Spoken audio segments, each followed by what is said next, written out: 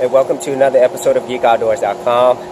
And one of the debates that always goes on in the geek community is the whole idea of specs. And what I mean is hardware specs, whether that be on your laptop, your desktop, and most of the time, especially in the whole mobile phone landscape, the whole Android versus iPhone thing, specs is a big thing. And so I wanted to talk about that because I think specs are always going to be important. They're like essential to any hardware that you have. However, there's software as well. So what's more important? So let's go ahead and just focus on mobile phones itself. Let's start with Android. Now, as you know, Android has billions of manufacturers, it seems, and there's tons of Android phones out there.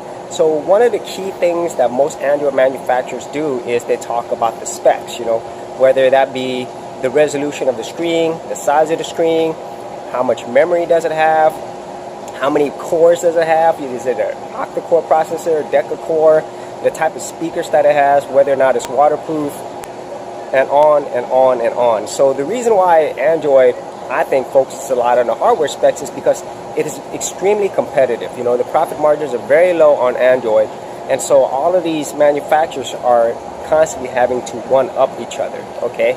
Now, in the whole Apple world, Apple really doesn't have to do that. They have a very, very strong brand, and so Apple really doesn't talk about specs until they want to talk about specs, and that's primarily when they actually want to sell phones, and they're touting specs at that point. So, but most of the time, Apple doesn't really need to, mainly because of its brand name.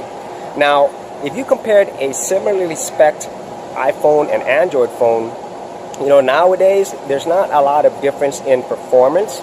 However, this is where I want to talk about software, okay? Because if you look at any iPhone, whether it be an older one or a newer one, if you compare that to an Android phone, you're still going to get better performance, better stability out of an Apple iPhone, even an old one.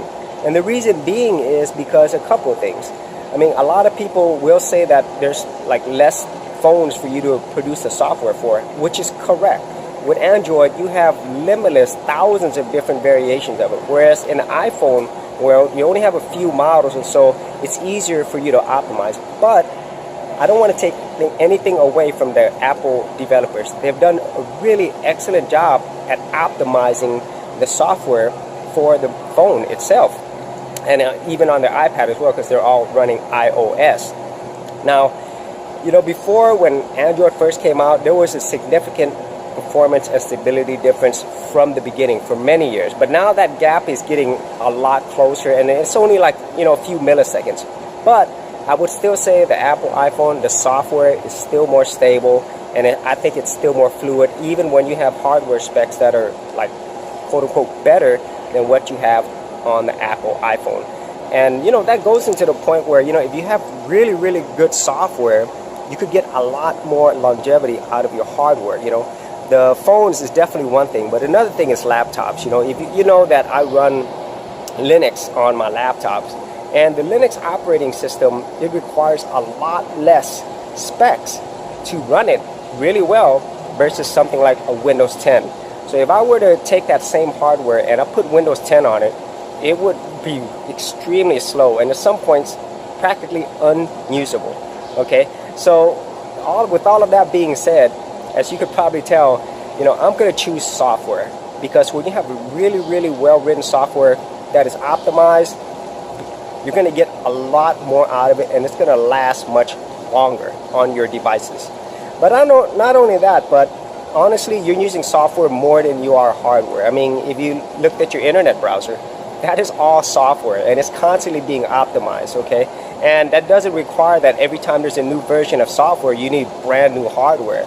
And so that just goes to show, if you are a software developer, then you understand how important software is, and like I said, hardware will always be important. However, if you've ever worked in the IT field, you'll know that the upgrades of hardware is not very often, but the upgrades of software are constant. They're actually all the time. They're constantly upgrading the software, because that's something that you have a lot of control over.